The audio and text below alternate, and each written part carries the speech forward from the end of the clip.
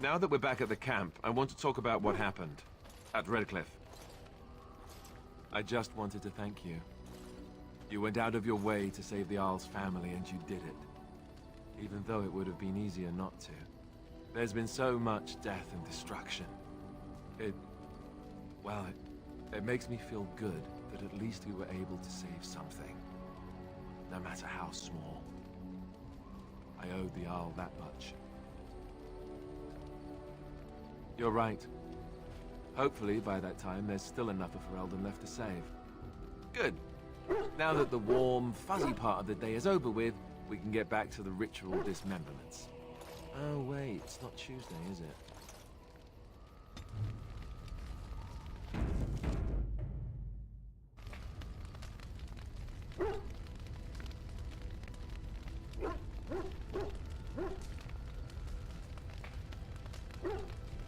Something on your mind?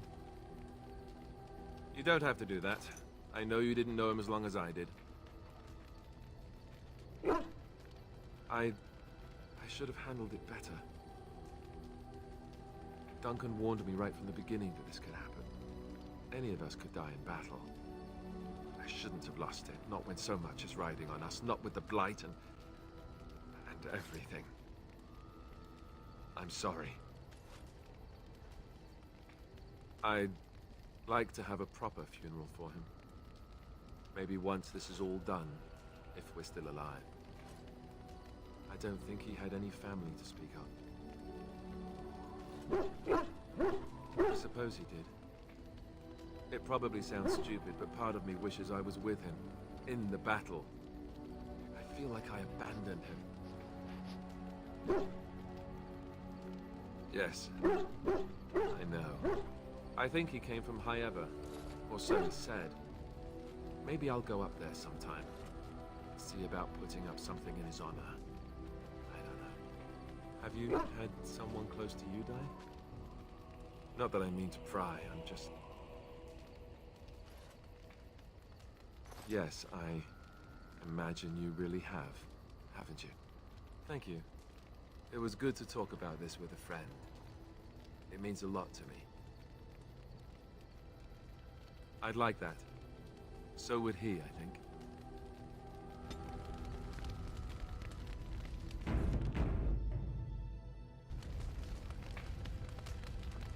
Something on your mind? Of course. Same way you did. You drink some blood, you choke on it, and pass out. You haven't forgotten already, have you? Let's see, I was in the Chantry before. I trained for many years to become a Templar, in fact. That's where I learned most of my skills. You're telling me I was banished to the kitchens to scour the pots more times than I can count. And that's a lot. I can count pretty high. The Grand Cleric didn't want to let me go. Duncan was forced to conscript me, actually, and was she ever furious when he did. I thought she was going to have us both arrested. I was lucky. I wondered that myself. It's not as if she valued me highly. I think she just didn't want to give anything to the Grey Wardens, is all. The Chantry didn't lose much.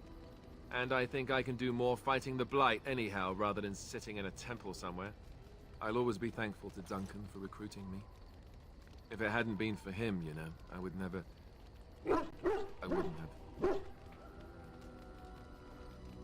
He was. A good man who didn't deserve his fate. That much I'm sure of. Come on, let's go. I think I'm done talking.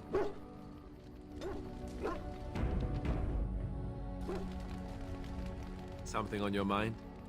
Of course.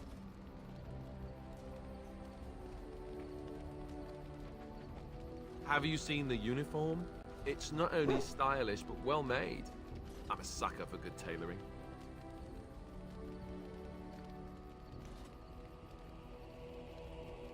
Oh, you aren't kidding.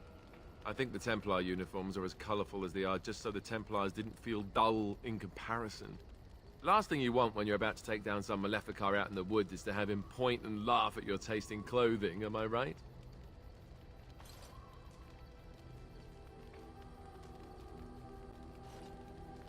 Oh, ow, ow. Stab wounds to the pride are the worst. You don't really want to know about my being a Templar, do you? It's really quite boring. Poke, poke, poke. Tell me everything about your life, Alistair. All right, if you insist. It's not like we have anything better to do, right? The truth of the matter is that I did hate going to the monastery. The initiates from poor families thought I put on airs, while the noble ones called me a bastard and ignored me. I felt like Al-Eamon had cast me off, unwanted, and I was determined to be bitter. But I took some solace in the training itself, I guess. I was actually quite good at it. The education, mostly, but also the discipline. You need to have a disciplined mind in order to use the abilities we have. It was difficult, but rewarding. I never really felt at home anywhere, though, until I joined the Grey Wardens. And Duncan felt my Templar abilities might be useful for when we encountered Darkspawn magic, so I kept it up. What about you? Do you have anywhere you consider home?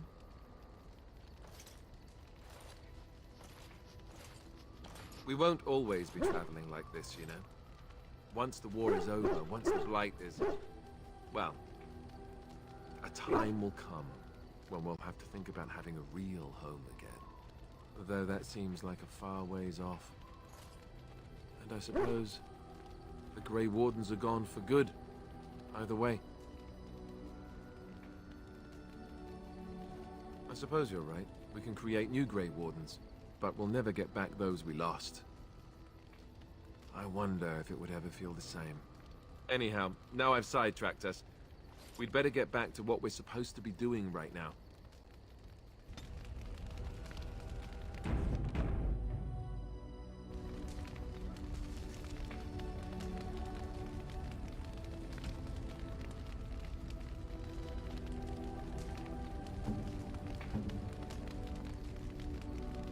A fine gift.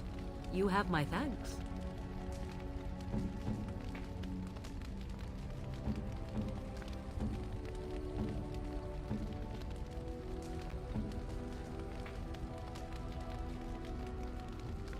Is that for me? Really? Wow! Wow!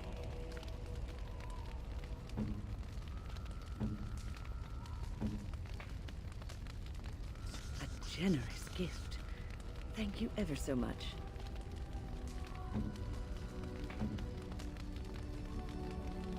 I am impressed. My thanks.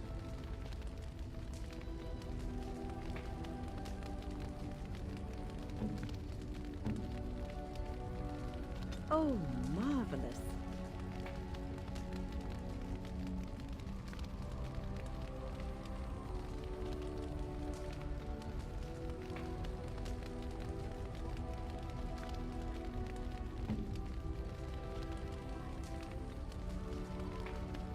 Why, thank you so much.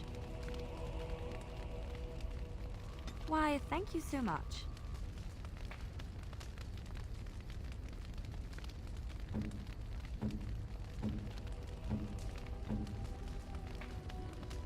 I shall treasure it.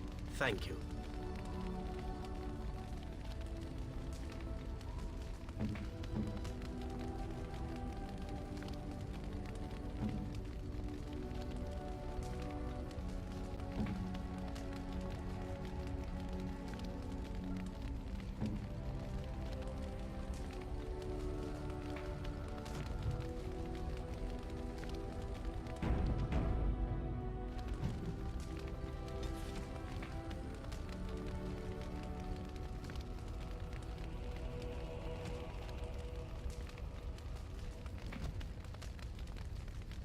Something on your mind?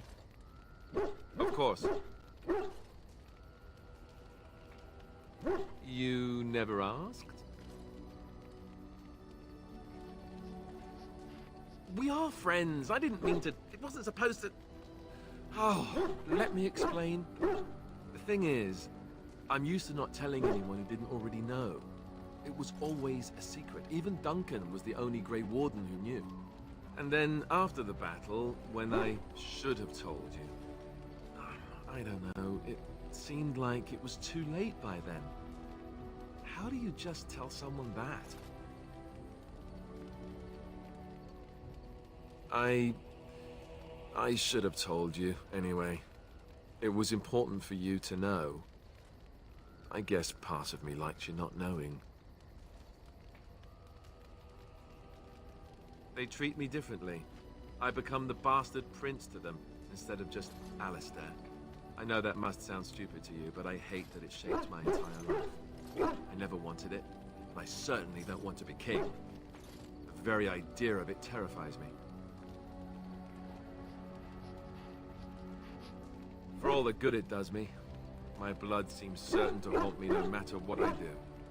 And now Arleman plans to put me forward as the heir. It never ends, does it? For what it's worth, I'm sorry for not telling you sooner. It was a dumb thing to do. I guess it's kind of a relief that you know now. Let's go.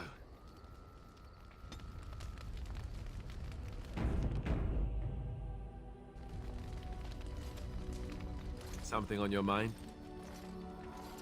Of course.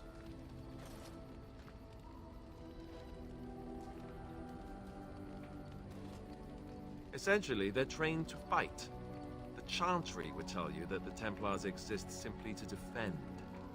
But don't let them fool you. They're an army. The other main purpose for a Templar is, of course, to hunt mages. To that end, we train in talents that drain mana and disrupt spells. You could call it that, sure. The Chantry doesn't look on it the same way, however, since really our talents only work on mages. Against a regular person, I'm just a guy in a metal suit.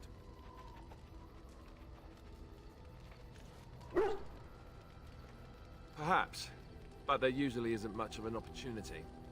The Chantry keeps a close rein on its Templars. We are given lyrium to help develop our magical talents, you see. Which means we become addicted.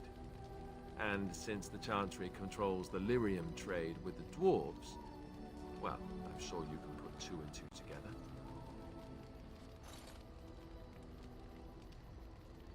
Thankfully, no. You only start receiving lyrium once you've taken your vows. You don't need lyrium in order to learn the Templar talents. Lyrium just makes Templars' talents more effective, or so I was told. Maybe it doesn't even do that. The Chantry usually doesn't let their Templars get away, either, so they can spread their secrets. I'm a bit of an exception. Lucky me.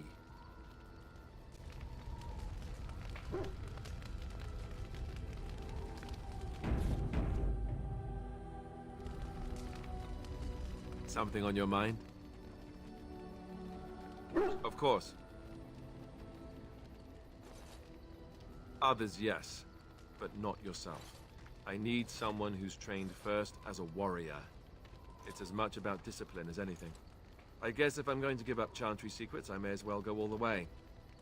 Send whoever you want trained to me in camp, and I'll see what I can do.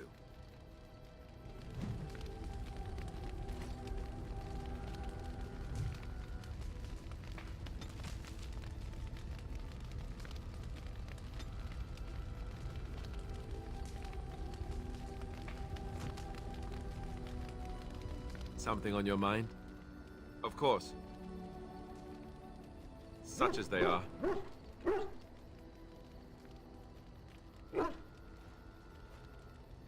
I mean, eventually we would have to use the joining to make more Grey Wardens, right? But I don't know how to do the joining, or what's involved. I know it involves lyrium and some other magic, and that it's really difficult to prepare, but that's it. Unless we can find out more about the joining, I guess we better get used to the idea that there might only be two of us for now. Until more come from elsewhere. That's a good question. There's plenty in Orlais, but who knows where they might be found. And the nearest Orlesian city is weeks away. If we go north and cross the sea, there's bound to be some in the Free Marches. Again, however, I just don't know where. I don't know anything about Grey Wardens in other lands. Here in Ferelden, there's our compound in Denerim at the palace, but that's it. Loghain will have control over that and be watching it, no doubt. Beyond that, the only place I know of is Weishaupt Fortress. That's the headquarters of all Grey Wardens in the Anderfelds, 1,000 miles from here. But I've no idea how to even contact them. So unless we try to get back to the compound in Denerim, I suppose the answer is no. There's nowhere for us to go. I imagine that eventually the Grey Wardens outside of Ferelden will wonder what's happened. Why there's no contact from Duncan or someone. They'll send someone eventually. Though who knows what Loghain's people in Denerim will tell them. Maybe they won't send anyone. We could try to contact them. But that would mean leaving Ferelden, and even if we did, they couldn't come back with us in time to stop the Blight. So that means whatever happens, it's up to us. About the Grey Wardens, anyhow. Fair enough. Something on your mind?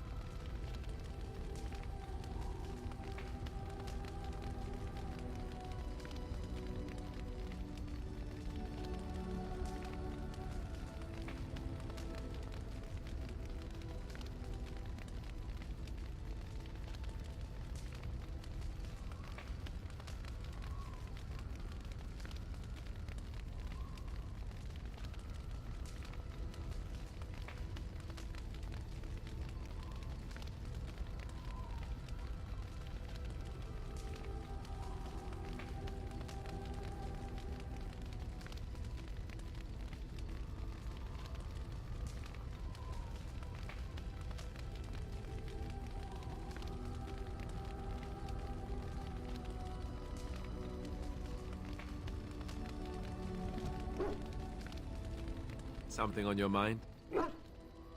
Of course. Never what? Had a good pair of shoes? Oh, so that's what we're talking about. Well, if you really want to know, you tell me first.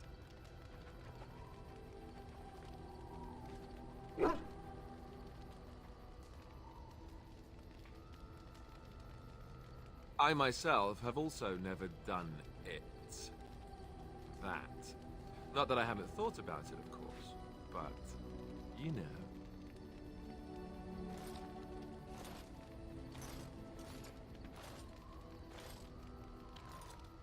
Well, living in the Chantry is it's not exactly a life for rambunctious boys. They raised me to be a gentleman. That's not so bad, is it? I've no urge to rush into anything. We may not even survive what is to come, after all. Enough. I don't want to talk about this anymore. Let's go.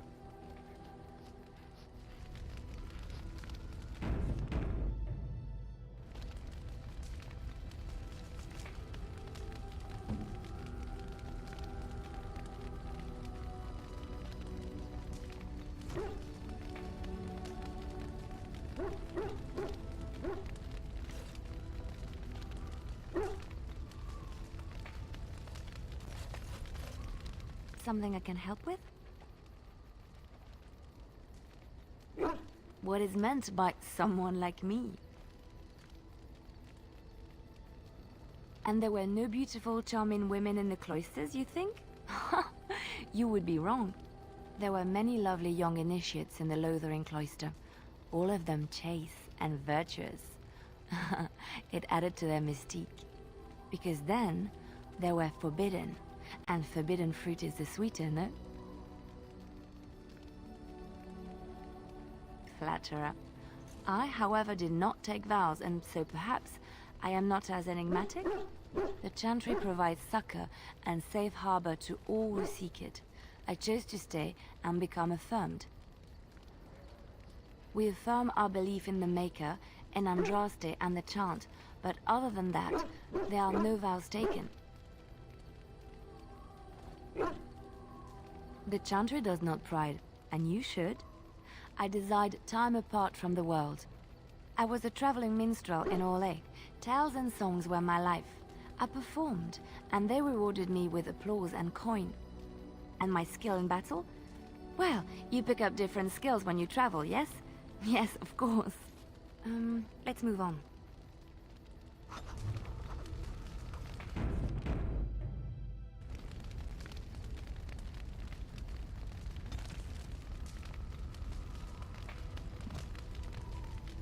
I enjoy the nights at camp. The night always seems more peaceful to me, safer. I feel the night grants us a reprieve from the troubles of the day. Silly, isn't it? The darkspawn never sleep, and they lurk in the shadows.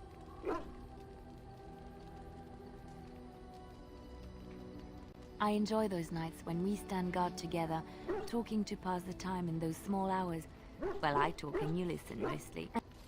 Sometimes I succumb and fall asleep and wake to find you still watchful. And I know you're watching out for me.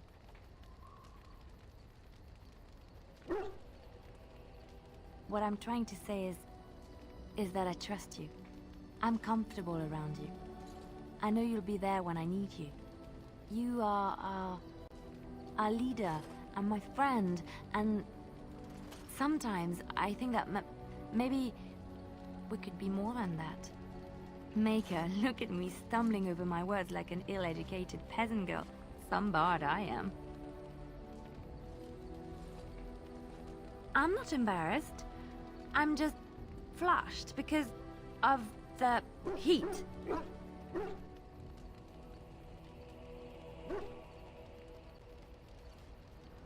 What? Are you saying I have bad taste? Why can't I like you? You're a good person, a great listener, a remarkable warrior. You often show signs of intelligence, and you're fairly good looking. Most of your facial features are in the right place. You're welcome. I try. There isn't much more I can say. My feelings have been laid bare. You are very special to me. Really? No one told me. You felt the same way and didn't do me the courtesy of informing me? You made me say all those things. Why couldn't you have said them first? Oh, you... Oh, how very awkward.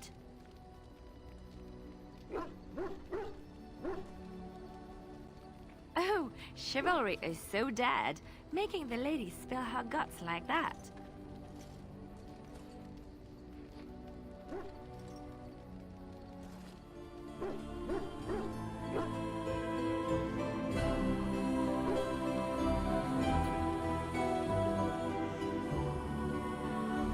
Well, that settles it then.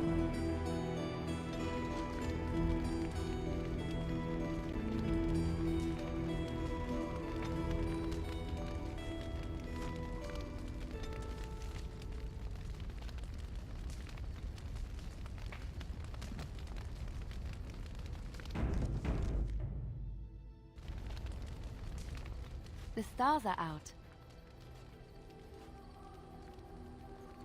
It comforts me to know that the stars will remain untouched by the blight. That whatever happens down here, they will shine eternally, their light undimmed.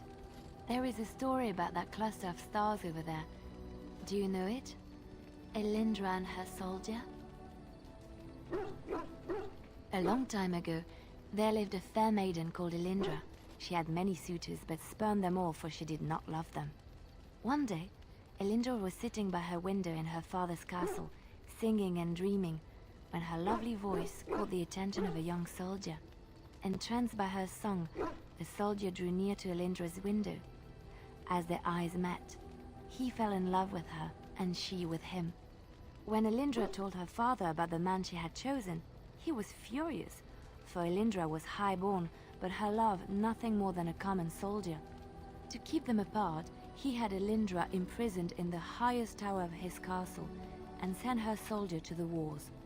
Alas, not a month had passed before news of the soldier's death reached Elindra. Alone in her tower, Elindra wept for her love, and beseeched the gods to deliver her from this cruel world. So earnest was her plea that the gods themselves were moved. They gathered Elindra into their arms and lifted her high into the heavens, where she became a star. The gods also raised up the soul of Elindra's soldier love, and there he dwells, across the horizon from her. The band of stars between them is a river of Elindra's tears, cried for her lost love. They say that when Elindra has cried enough, she will be able to cross the river to be reunited with her soldier. This story is one of my favorites, a tale of a love so great and so enduring that it defies death and moves the gods to action. Sometimes I ask myself, does such a love exist? Can it exist?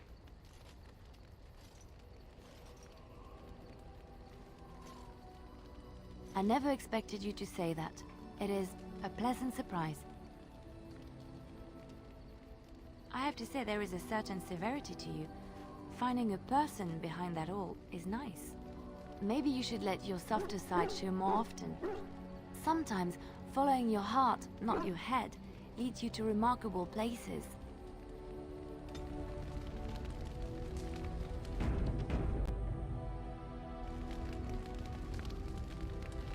You've seen and touched Andraste's ashes.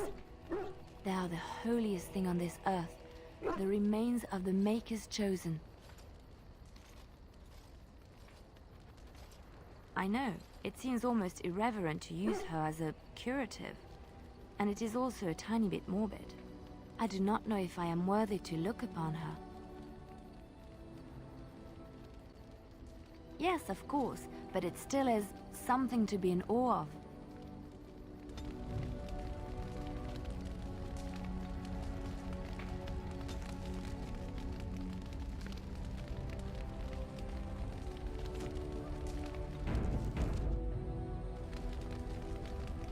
I'm here for you.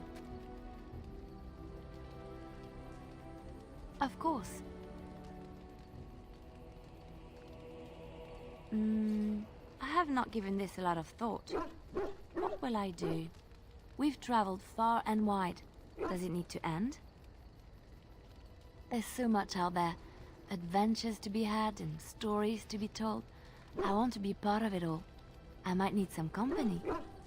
And you're not too irritating. You're welcome to come along if you like.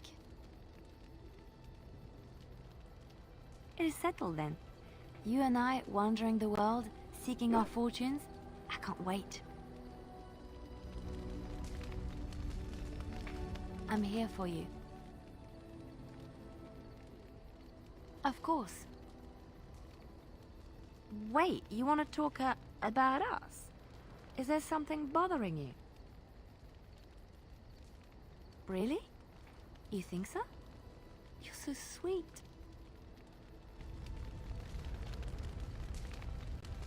I'm here for you.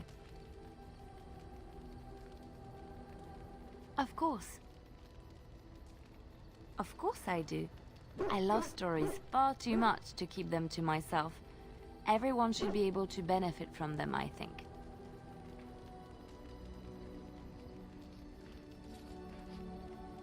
Of course, Orlesians enjoy telling stories. I shall tell you my favorite tale of Aveline, the Knight of Olay. A long time ago, a girl child was born to a farmer. He had hoped for a son, not a daughter, and so he told his wife to abandon the child in the woods. Before the cold could claim her, the baby was found by a tribe of Dalish elves who took pity on the poor mewling thing and raised her as their own. Aveline, for that is what they called her, grew strong and quick and clever under the guidance of the elves. She learned to wield a sword as well as any man, could kill a deer with an arrow at 100 paces, and was as graceful on the back of a horse as she was on foot. Many legends have familiar forms and themes. We enjoy them so because we know them. Aveline's Dalish guardians saw that she could easily best any Orlesian chevalier in battle, and wanted to show the cruel humans the child they had left to die. They bestowed upon her a fine horse and armor, and sent her to prove herself to her people in the grand tourney. Now in those days, no woman was allowed to take up arms, let alone compete in the grand tourney, but Aveline kept her helmet on and was not discovered. Aveline won many events and gained the approval of the adoring crowd. Eventually, she came face to face with the knight Kaleva in the grand melee. Aveline had already bested him in the joust, and Kaleva was determined not to lose a second time. Out of desperation to regain his honor, Kaleva tripped Aveline and tossed her to the ground, ripping off her helmet as he did so. Silence fell upon the arena as Aveline was revealed. Kaleva declared the previous competitions invalid. A woman had taken part, and this was not allowed. But the crowd cheered for Aveline. Kaleva was furious, for he had lost to a woman and was now being shamed. Blinded by his rage, he forced Aveline to her knees. "Know your place, woman," cried he, and slit her throat. The son of the king, Prince Freyan, was present. He recognized Aveline's skill and bravery and began to see the injustice done to the women in his land. When he was made king, he rewrote the laws of Orlais so that women could also become chevalier. He honored Aveline and knighted her after her death. And to this day, any female who is knighted reveres Aveline the Brave, for she is the patron of all women chevalier. Which one?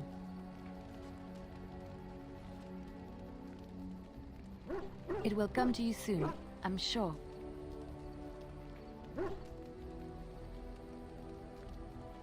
I know one, told to me by my mother a long time ago. It always chilled me to the bone. Maybe you have heard of Flemeth? Are you sure? Was she the Flemeth of legend? Flemeth, the devourer of men? Flemeth, mother of witches? Flemeth, demon-touched, who dwells in the mists?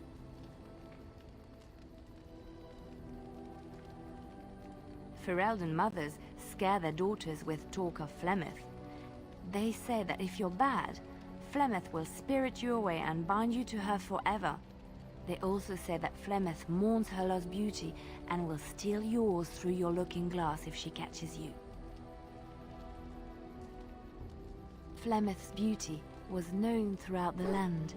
She had hair like unto a moonless night, skin as pale as winter's first snow, and eyes as beautiful and perilous as the sea. When she came of age, she came to the attention of the Lord of Highever, Conobar, and he took her for his wife. Conobar soon learned that his young bride had the gift of magic. He kept this a secret, for he feared that she would be taken from him. Flemeth stayed with Conobar for some years, and with his blessing, she practiced her art. And then one day, a young poet named Osen came to the castle. Flemeth was captivated by Osen's voice, and he by her beauty, and they fell in love. Flemeth longed to be with her true love, and she and Osen fled from Conobar's lands, seeking refuge in the Kokari wilds with the Chasing tribes. They lived there happily for many a year, till the day Flemeth received news that Conobar was dying and longed to see her face one last time. Flemeth's heart swelled with pity for the man who once was her husband, and begged Osen to return to Conobar's side with her. But when Flemeth and Osen entered Highever, They were captured by Conobar's men, and Othin was slain in front of Flemeth's eyes. Flemeth was imprisoned in the highest tower of the castle, there to await Conobar's judgment on her. Distraught at the loss of her love, Flemeth plotted revenge against her husband. She summoned a fey demon, intending for it to wreak vengeance on Conobar, but a spell went awry. The demon possessed Flemeth. Turning her into an abomination, the halls of the castle ran red with blood as Flemeth slaughtered Conobar and all his men. The last of Flemeth's humanity melted away, and at dawn, she stole back to the wilds to plot and scheme for 100 years. They say she took to her side many chastened men, and with their help, begat her daughter witches, who even now prowl the dark places of the Korcari wilds. Chantry lore says it is man's pride that created the Darkspawn. In ages past, the mages of the Tevinter Imperium ruled much of the world we know. In their pride, they thought their magics invincible and imagined that they were greater than the Maker himself. So thinking, they invaded his golden city, planning to take it for themselves and depose their own creator. But they were impure and full of sin, and it is with the sin that they tainted the golden city, corrupting it forever. The Maker cursed them and cast them from his sight. Wherever they went, they spread the taint of their sin. Any land that was touched by the taint became blighted and would suffer no life. Instead, the Darkspawn arose to torment us and remind us of our hubris. Which one? I have heard a little about how the elves gained their freedom from the Tevinter Imperium. When Andraste began her exalted march against the Imperium, the elves joined her cause to fight their masters. The great elven leader, Shatan, born in captivity, rose up to lead his people. He foresaw a future where the elves were free. Shatan was killed when Andraste was betrayed, but the elves continued to fight, eventually breaking free of the Imperium. The elves claimed the Dales in the south and settled there in the land of their own. The elves lived in the Dales for centuries. They resurrected the worship of the elven gods and would allow the building of no chantry. This angered the chantry, and the hostility between the two factions finally broke out in open war. The chantry says the elves struck first, but I do not know whether to believe it. The chantry declared a wholly exalted march against the elves, named for Andraste's similar march against Tevinter. During the exalted march of the Dales, the elven cities were sacked, and the elven state completely dissolved. Some of the elves bitterly accepted their fates and surrendered to human rule, living in the human cities as second-class citizens. But others, still fiercely proud of their heritage, refused to bow to the humans, and instead became homeless wanderers. They were the elves of the Dales, the Dalish. Andraste was the Maker's chosen. The Maker had long since abandoned the world when the sound of her singing turned his ear. Beauty, grace, and wisdom enraptured him, and he offered to take her from this flawed world to become his divine bride. But Andraste had an earthly husband and would not forsake him. Instead, she beseeched the Maker to return to his people once more. So earnest was her plea that the Maker was moved, and promised that he would create a paradise on earth if all abandoned their false gods and turned once more to him. And this is why Andraste began her exalted march on the idolaters of the Tevinter Imperium. The Maker granted her his powers with which to smite her enemies. Andraste brought the Imperium to its knees, and her victories converted many to the worship of the Maker. Alas, it was the frailties of men that betrayed and killed Andraste.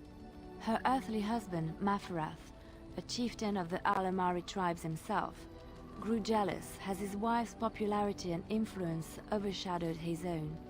She was also revered as the Maker's betrothed, and Maferath began to see their own bond waning in significance as Andraste became ever more devoted to the Maker. Out of envy and spite, Maferath made a pact with the Archon Hysarian of Tevinter, allowing his beloved Andraste to be ambushed and captured. Andraste was burned at the stake in Minrathous, the capital of Tevinter. I have thought on this too. Did he withdraw his sight from her at that moment? Where were all the powers he bestowed upon her? This question has come to me many times, and I have no answer. Perhaps there was no way for Andraste to return to the Maker but through her death. We will never know for sure.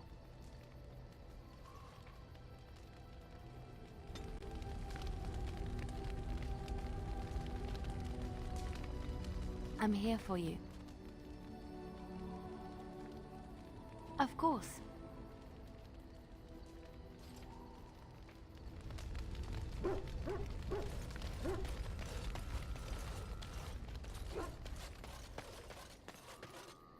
Are you sure I can't interest you in this hat? A pair of earrings, perhaps? A cheese knife? I'm sure you'll be pleased with the goods my boy and I have collected, and with your discount.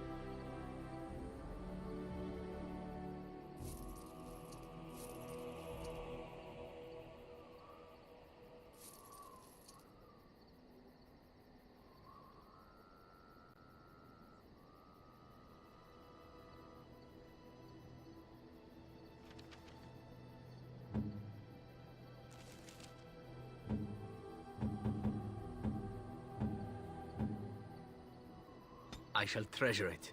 Thank you. A fine gift. You have my thanks.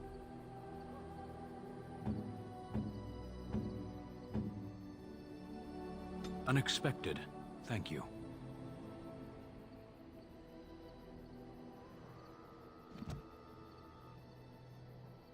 Enchantment? Enchantment!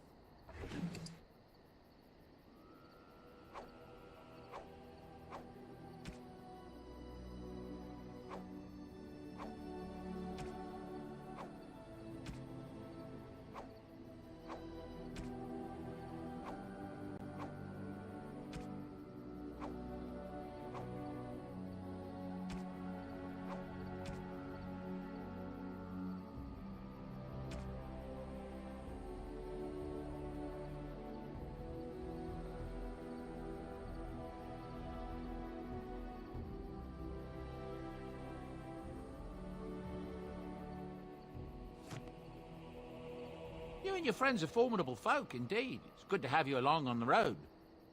I'm sure you'll be pleased with the goods my boy and I have collected, and with your discount.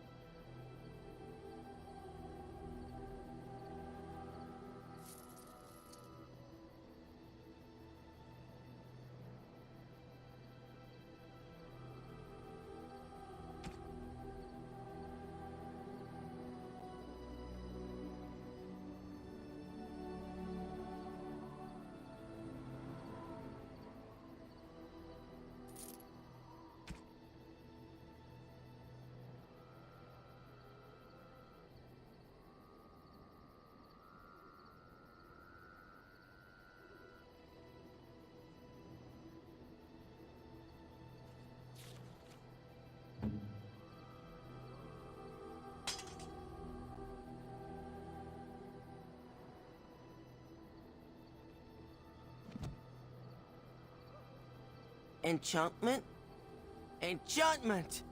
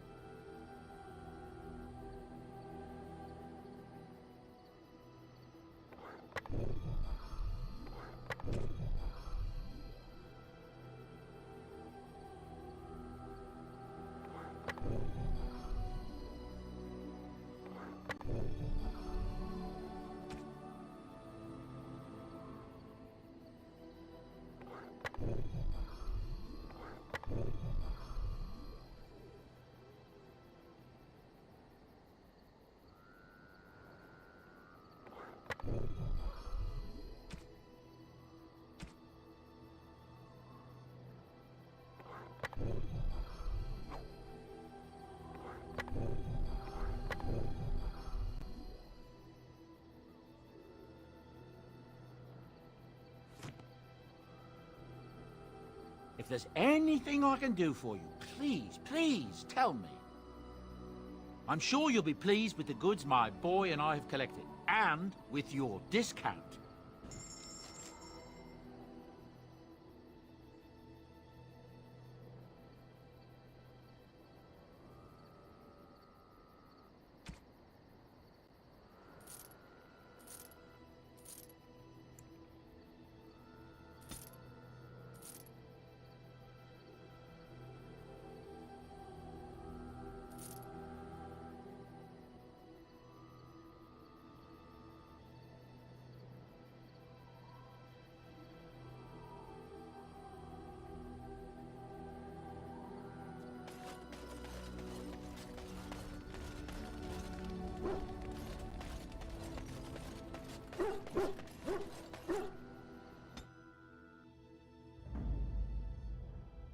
Yes. Indeed. Indeed.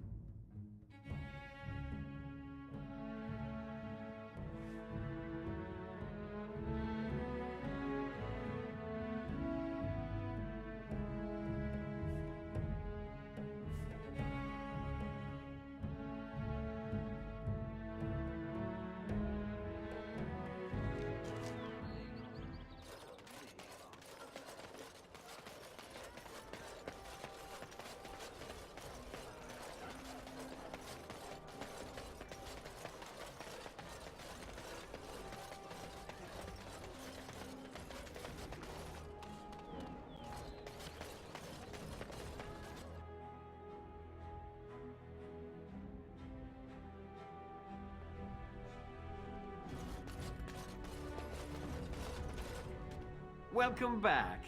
You looking for fine armor? Certainly.